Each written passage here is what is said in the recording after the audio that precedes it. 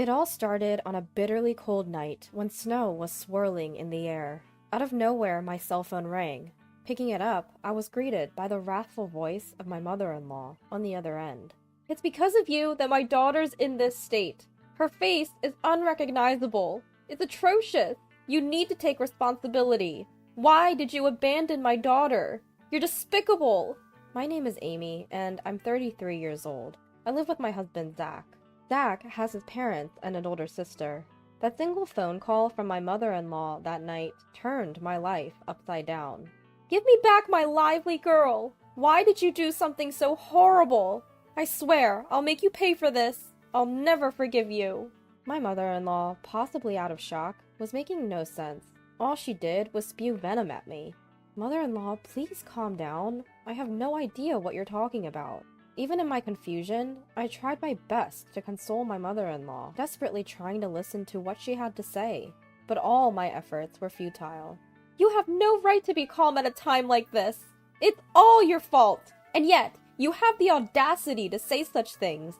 Why didn't you help her? Why did you abandon her?" My mother-in-law was just yelling loudly while crying, and there was no conversation at all. Even when I told her to speak slowly, it was like my voice was not reaching her ears, and my mother-in-law's vitriol continued endlessly.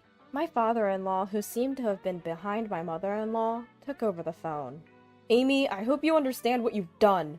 Do you understand the state our daughter is in now? Fortunately, her life is not in danger, but she has severe injuries. Why did you let her suffer like this?" Since my father-in-law was a little calmer, I honestly told him, "Father, I'm sorry. I really don't understand what you two are talking about. What on earth happened?" He looked perplexed that I knew nothing, but somehow I got him to tell me the story. It was content that made me doubt my ears. My sister-in-law, a single mother, was living with her young child about a 20-minute walk from my home. She had a young boyfriend who she had been dating for some time, and he frequently visited. I had heard from Zach that he had a quick temper and had often raised his hand to my sister-in-law. Apparently, his mood was bad last night, and my sister-in-law suffered from more violence than usual. She felt danger to their lives, so she picked up her child in a frenzy and ran out of the house into the falling snow. Without anywhere to go, my sister-in-law thought of her brother, who had lived nearby, and ran desperately, hoping to find refuge at our house. When my sister-in-law rang the doorbell, Zach, who was home at the time, answered. My sister-in-law stood outside the door, holding her child in her only clothes, her face bruised and gasping for breath. Anyone would have known at first glance that something was wrong, but Zach did not show concern for his own sister. Instead, he seemed a bit irritated and said, "If I let people in without permission, Amy will get mad. Sorry, but can you go home? She's scary when she's angry. You understand, right?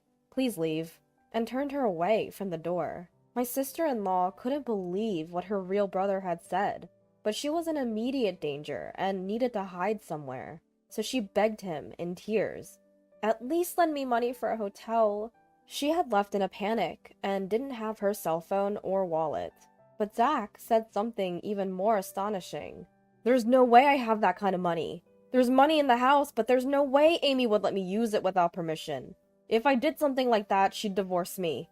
Sorry, but could you try somewhere else? It's cold, so I'm going in. See you." And he closed the door, coldly sending my sister-in-law away. In utter despair, holding her young child, fearing that the two of them would freeze to death, she trudged back through the snow and reluctantly returned home, only to be met with even worse violence from her enraged boyfriend. My sister-in-law was beaten until her face was unrecognizable, and the child was kicked and lost consciousness. She tried to stop him by clinging to her boyfriend, but the violence only escalated, and her screams echoed through the neighborhood, along with the sound of breaking dishes and things being destroyed. A passerby who heard this and realized something was wrong reported it to the police. After that, my sister-in-law and her child, who had been beaten all over and collapsed, were found and immediately taken to the hospital in an ambulance. Now, although they are conscious, they are seriously injured and have been hospitalized with a prognosis of 1 month for full recovery. I got home late last night because of work, and my sister-in-law did not come after I got home. If I had been there, I would have never turned her away. If I had seen my sister-in-law in that state, I think I would have immediately judged it to be dangerous, let her in, and then called the police. I don't understand why it is believed among my in-laws that I was the one who turned her away. And on top of the shock that such a terrible thing happened to my sister-in-law, I couldn't organize the reality that my in-laws were crying and blaming me for this, and I was very confused. Despite my father-in-law's relentless accusations, I knew I had to clear up the misunderstanding. Frantically, I explained. I wasn't home when sister-in-law came by. I worked late last night at the cafe I run. Had I been home, I would have noticed her unusual behavior and let her in. I would never turn her away. Please give me some time to figure out what happened. Although he wasn't convinced, he seemed to cool down and hung up the phone. That day, I was working late at my cafe, developing a new menu. I had informed Zach about the expected time I'd be home, but I ended up working longer. I ended up missing the last subway and had to take a taxi, not arriving home until past midnight. When I got home, I saw Zach, but he didn't mention a thing about his sister. I was confused about why he had done what he had, so I confronted him after he came home from work that night. His response was shocking. I could tell something was wrong when she showed up, but I was just about to enjoy my beer, and it was cold outside, so I wanted to close the door quickly. Plus, I didn't think there was anything I could do about it.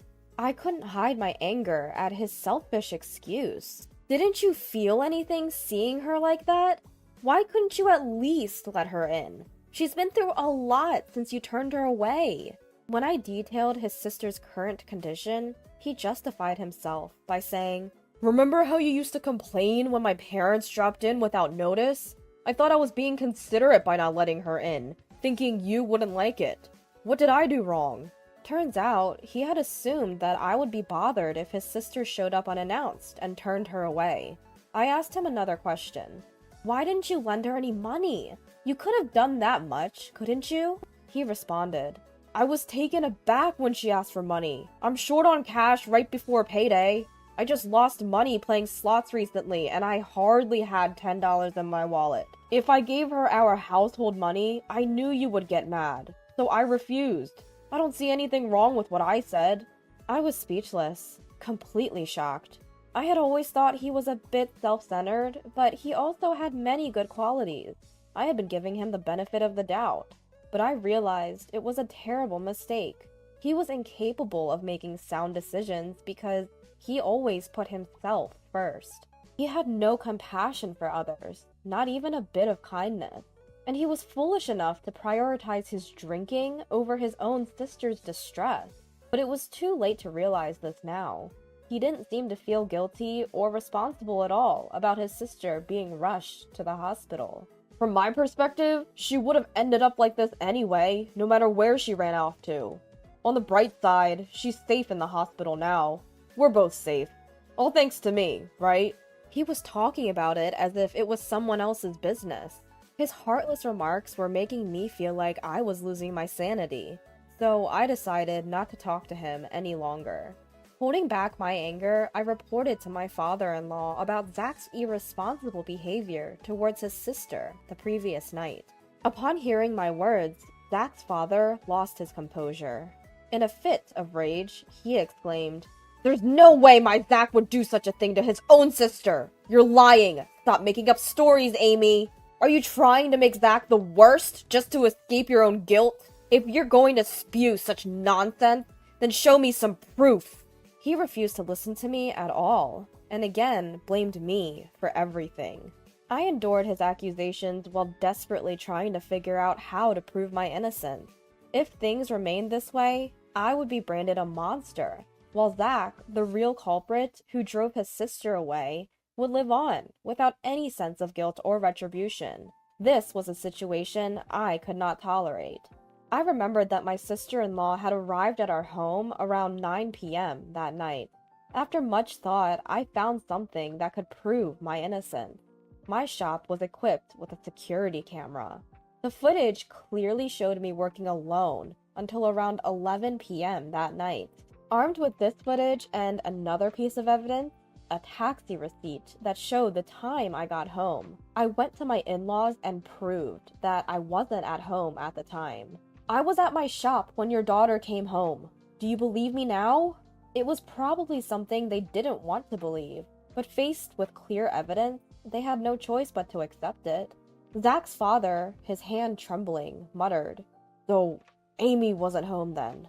Despite their shock, Zach's parents hurriedly called him in to uncover the truth about that night.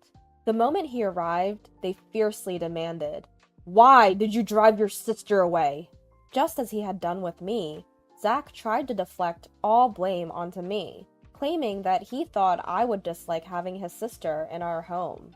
Hearing this, his father said, "We already know that Amy wasn't home at that time, but your sister says she saw a woman in the house. How do you explain that, Zach?" I was speechless. If there was another woman in our home at 9 p.m., there was only one possible explanation. "Wait, Zach, what is going on? Who is this woman?" I asked him, my voice shaking. Zach's face turned pale as he squirmed under the questioning from both his parents and me, until he finally confessed everything. When I told him I would be late because I was working on a new menu, he saw it as an opportunity to bring his mistress home. He knew I often came home after midnight when I was immersed in my work, so he felt safe in inviting her over. When his sister suddenly showed up, asking to be let in, he panicked and drove her away for fear of his affair being discovered. "You fool! Not only did you betray Amy, but you also left your only sister out in the snow! What were you thinking? Why didn't you lend her any money? Explain yourself!" His father's anger was overwhelming, and Zach confessed the real reason he hadn't given her any money. He actually had plenty of spending money left, but he didn't want to lend it because then he wouldn't be able to buy the bag and shoes he wanted to give his mistress. He didn't want to upset his mistress for the sake of his sister, so he wanted to get rid of her quick, which led to shutting the door on her, Zach admitted. I was furious, but Zach's parents were even more so. "Before being a brother or a husband, you lack basic human decency. It's our responsibility as parents that you grew up to be this kind of person. But we cannot tolerate this and maintain our relationship. From today, we are cutting ties with you. Don't ever show your face to us again."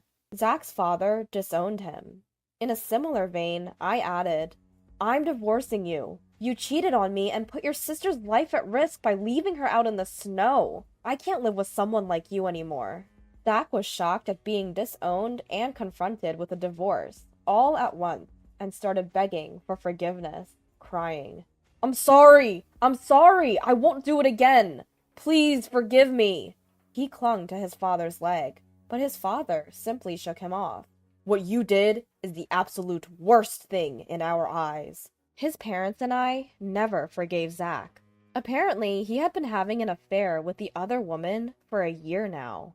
The mistress was a coworker at Zach's company, who he'd been secretly bringing to our house when I wasn't around. It was infuriating to learn I'd been betrayed behind my back for so long. Zach even tried to blame his treatment of my sister-in-law on me, which only added to my anger, so I had no second thought about divorcing him. I made Zach sign the divorce papers and immediately submitted them. Right after, I headed to a law firm, hired a lawyer, and filed for substantial damages from both Zach and his mistress. I also called Zach's boss, who had been our matchmaker at our wedding, and reported through my tears that we were getting a divorce. I told him everything about Zach's affair and his mistress. Zach's boss, a man who despised anything against human decency, had repeatedly told Zach at our wedding to never betray his wife.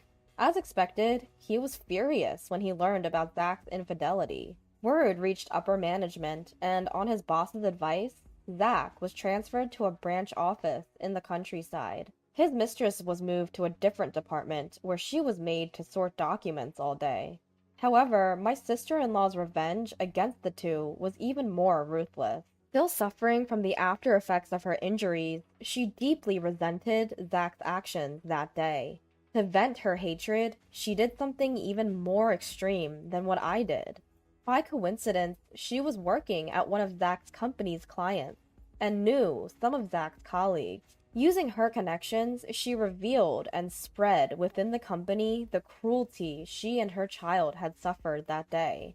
The company's employees, who had thought the divorce was due only to the affair, were shocked to learn the truth. Zach's abandonment of his own sister to cover up his affair was a huge shock to everyone in the company. The rumor quickly spread throughout the company, and Zach was universally suspected of being a terrible human being. Once he was ostracized by everyone, his work was impacted, and after a while, he was demoted. He couldn't stand being avoided by everyone and found it hard to continue working at his new post, so he ended up quitting. To pay me the high alimony, he drained his savings and is still paying me by working live-in part-time jobs. Almost all his salary goes towards the payment, and I've heard he can't even afford a coat for winter and shivers in thin t-shirts. As for the mistress, she was stubbornly clinging to her job, amidst the judgmental glances of her coworkers, despite my demand for damages. After consulting my lawyer, I decided to ask her parents for the payment. When her parents learned about it, they were shocked and immediately made their daughter pay the full amount after confirming the facts.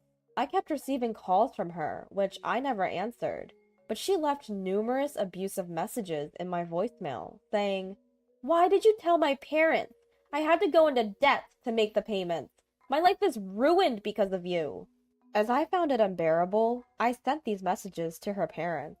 I received an apology letter later, promising they would never let their daughter trouble me again, and the harassing phone calls stopped. As for my sister-in-law, her abusive boyfriend's actions became a police matter, and she was able to file for damages for her injuries. It had been tough, but she finally managed to break up with him. My in-laws and sister-in-law apologized to me for initially suspecting me and for Zach's infidelity. Of course, both were painful experiences for me, but I could understand their outrage and loss of composure when they saw their daughter taken away in an ambulance after such severe abuse. After all, Zach's affair wasn't their fault. I didn't hold a grudge against them. On the contrary, I wanted them to properly heal the emotional wounds of my sister-in-law and her child, who had such a terrible experience. If I were in their shoes, I'm sure my parents would have reacted the same way. Furthermore, my in-laws and sister-in-law are fundamentally decent people. Now that I've divorced Zach, I'll probably never see them again, as they are now strangers to me. But I sincerely wish them well and hope they take care of themselves.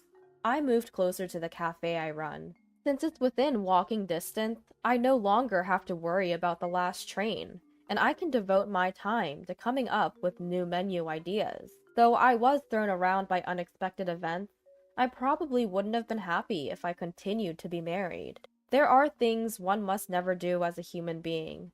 I firmly intend to always keep that in mind and live a life I can be proud of. That's what I strongly believe.